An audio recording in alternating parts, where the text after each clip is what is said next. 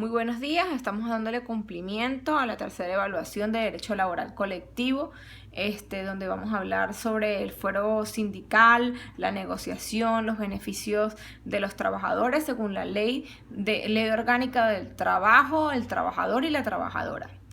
¿Cuáles son los procedimientos de reenganche y restitución de los derechos? Están estipulados en el artículo 425 de la Ley Orgánica del Trabajo, Trabajador y Trabajadora. El trabajador o la trabajadora, amparados en el fuero sindical o en la inamovilidad laboral, despido, traslado o desmejora, puede interponer una denuncia y solicitar la restitución de la situación jurídica infringida. Puede exigir el pago de los salarios y demás beneficios dejados de recibir en un plazo de ¿cuánto? De 30 días. ¿Ante quién? Ante la Inspectoría del Trabajo de la jurisdicción correspondiente. El trabajador se presenta, ¿verdad?, con un escrito, el cual debe contener su identificación, su nombre, la identidad de su cargo, etc. La razón por la cual es la solicitud del fuero o de la inamovilidad laboral. El inspector del trabajo examinará la denuncia dentro de los 2 días siguientes hábiles y declarará admisible o inadmisible la solicitud. Si queda demostrada, el inspector ordenará el reenganche y la restitución del trabajador. Luego, el funcionario del trabajo se trasladará inmediatamente acompañado del trabajador hasta el lugar de su trabajo para hacer la notificación pertinente al patrono, así como el pago de los salarios caídos y todo eso. El patrono o su representante podrá en su defensa presentar alegatos, que si son las ausencias, las negativas del patrono, los funcionarios en su trabajo. Si el patrono, su representante o persona de vigilancia impiden y obstaculizan la ejecución de la orden del reenganche y la restitución jurídica infringida, el funcionario del trabajo solicitará el apoyo de las fuerzas de orden público. Si persiste el desacato o la obstaculización, se considera una flagrancia y puede ser puesto a la orden del Ministerio Público para su presentación ante la autoridad judicial correspondiente. Si no fuese posible comprobar la existencia de la relación de trabajo, el funcionario del trabajo informará a ambas partes la articulación probatoria sobre la condición. Se suspenderá el procedimiento de reenganche o de restitución de la actuación jurídica infringida.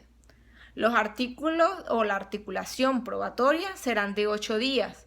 8 días para los 3 primeros días, que es la promoción de pruebas. Los 5 días siguientes, su evaluación. Terminando este lapso, el inspector decidirá el reenganche o no según su situación jurídica.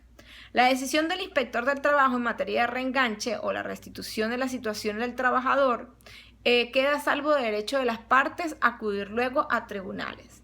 En caso de reenganche, los tribunales del trabajador competentes le darán curso o no a esta solicitud. El procedimiento de autorización del despido, el traslado o modificación de las condiciones están estipulados en el artículo 422 de la Ley Orgánica del Trabajo, Trabajador y Trabajadora. Cuando un patrono pretende despedir sin causa justificada a un trabajador, él deberá solicitar autorización al inspector o al inspector del trabajo. El plazo son 30 días siguientes a la fecha de que el trabajador o trabajadora cometió la falta alegada por el patrono. El patrono o sus representantes deben dirigir un escrito a la Inspectoría del Trabajo con nombre, domicilio y todas esas identificaciones competentes. El inspector del trabajo, dentro de los 3 días hábiles siguientes, notificará al trabajador para que comparezca ante esta situación y oirá las razones de ambas partes. Si no hay conciliación, se abrirá una articulación probatoria de 8 días, 3 días para promover pruebas, 5 días restantes para su evacuación y si el trabajador o la trabajadora no comparece, se considera el rechazo de las causas invocadas.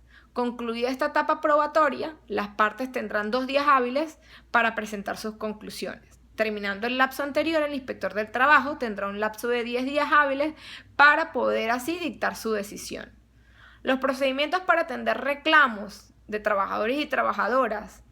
El trabajador o el grupo de trabajadores podrán introducir reclamos en condiciones de trabajo. Y el organismo receptor, como lo hemos dicho, es la Inspectoría del Trabajo. Dentro de los días siguientes de haberse interpuesto el reclamo por el trabajador, la Inspectoría notificará al patrono para que comparezca ante una audiencia respectiva. La audiencia del reclamo será formal, oral, privada y presidida por un funcionario del trabajo. Cuando se trate de un grupo de trabajadores, quienes reclamen, se nombrará un máximo de 5 personas. Si el patrono o su representante no asisten a la audiencia, el reclamo se presumirá la admisión de los hechos. En la audiencia de reclamo, el funcionario del trabajo deberá mediar para que pueda ser positiva. Si no fuera posible la conciliación, el patrono o sus representantes deberán consignar en los 5 días siguientes escritos de contestación. El funcionario del trabajo, el día siguiente, de transcurrido el lapso para la contestación, remitirá el expediente del reclamo a la Inspectoría del Trabajo. La decisión del inspector del trabajo que resuelva los recursos en cuestiones de hecho dará culminada la vía administrativa y solo será recurrible por vía judicial, previa certificación del inspector del trabajo. Los conflictos laborales se manifiestan con una contraposición de derecho y de obligaciones, en vista de que siempre vamos a encontrar una pretensión de una parte y una contraparte que se resiste. ¿Cuáles son las características? Podríamos decir que son los procesos pacíficos de prevención y resolución de conflictos, de contestación, que evitan un litigio, la fuerza, la violencia o el abandono. Su encuadre socioantropológico valora la realidad jurídica, cultural, social, educativa de las partes.